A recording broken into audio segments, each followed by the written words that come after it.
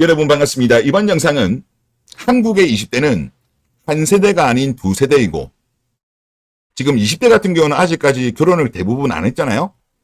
그런데 30대보다 20대가 더 세대가 벌어져 있어요.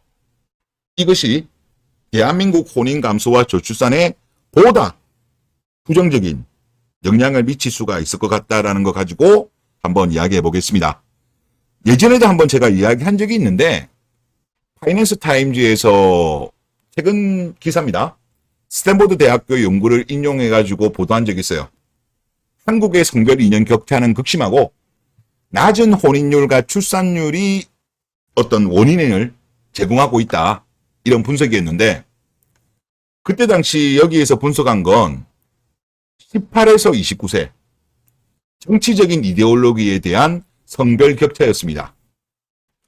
그리고 우리나라, 영국, 독일, 미국 이런 거를 같이 분석한 건데 이런 성별에 대한 격차 같은 경우는 전 세계적으로 공통적으로 남녀 간의 격차가 벌어지고 있어요. 즉 여기서는 분석하기로는 여자는 진보적으로 남자는 보수적으로 움직이고 있는데 한국의 경우에는 지금 이게 가장 왼쪽 게 한국이거든요. 이 격차가 극단적으로 지금 벌어지고 있다. 이런 분석이었습니다. 그런데 이번 총선 결과 보면 지금 보시는 게 출구조사 연령대별 지지정당 지역구입니다. 그래서 민주당과 국민의힘 세대별로 보면요. 20대 같은 경우는 민주당의 경우 남녀의 격차가 23.5가 나왔어요. 그리고 국민의힘은 22.6. 격차가 매우 크죠. 생각이 다른 거예요. 반면 30대는 12.0, 12.4예요. 여기도 제법 많이 나는 겁니다. 그런데 40대 같은 경우는 1.0, 1.4. 뭐 거의 격차가 없는 거죠. 50대는 3.2, 3.8, 60대는 2.6, 3.2, 70대는 3.1, 3.4예요. 그러니까 40대 이상 같은 경우는 남녀 간의 격차가 크게 없어요. 하지만 30대는 격차가 제법 있고 20대는 매우 심하다는 거죠.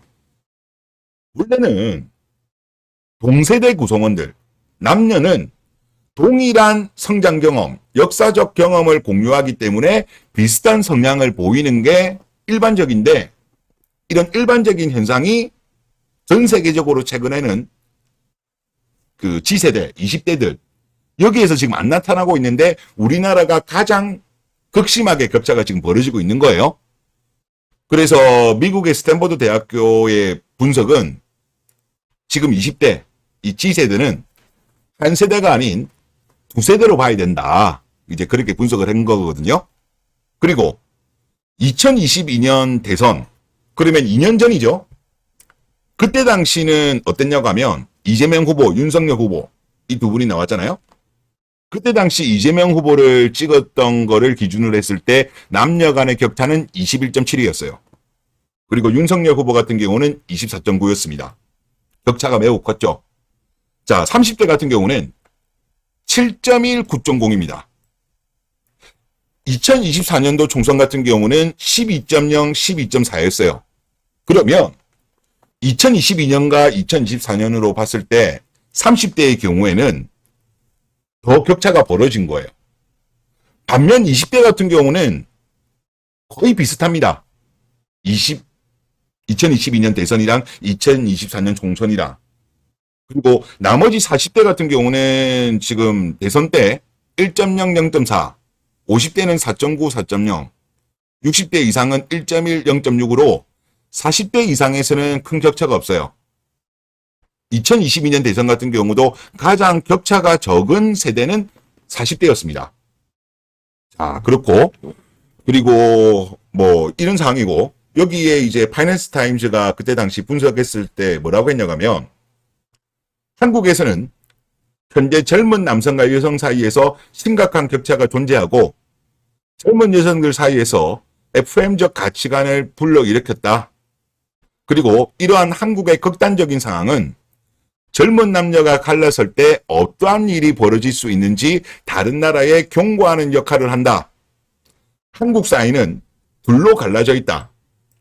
혼인율은 급감했고 출산율은 급격히 떨어져 2022년에는 여성 1인당 출산율이 0.78으로 세계 최저 수준이라며 한국의 낮은 혼인율과 출산율이 이러한 젠더 격차에 기반한다고 진단했어요.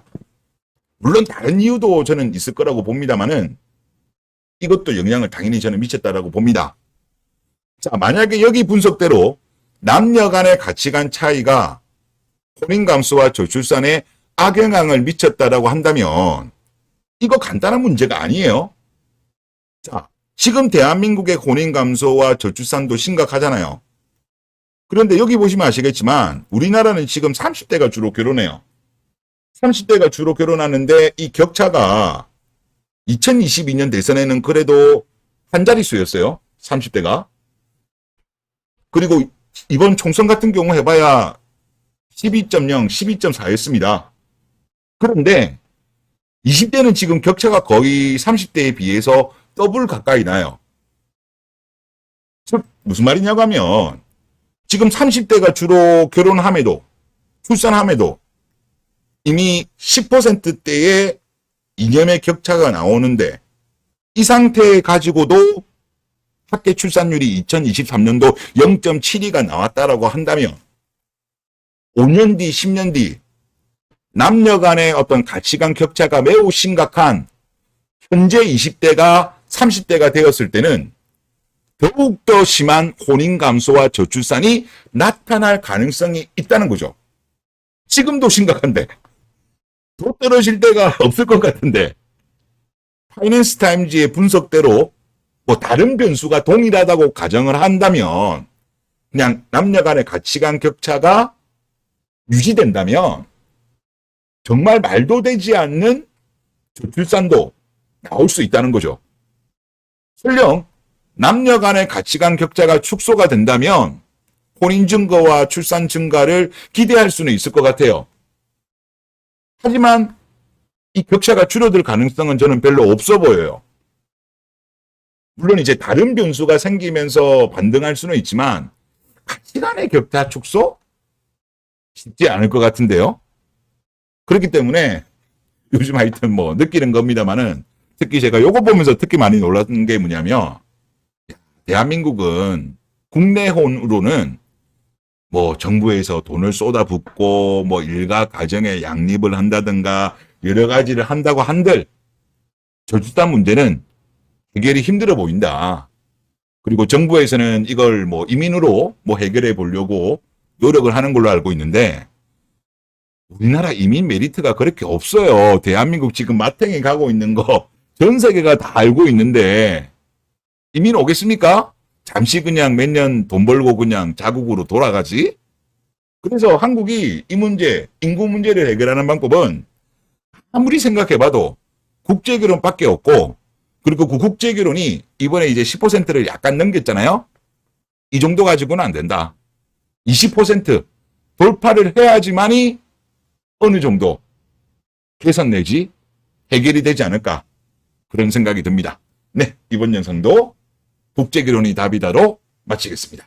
감사합니다.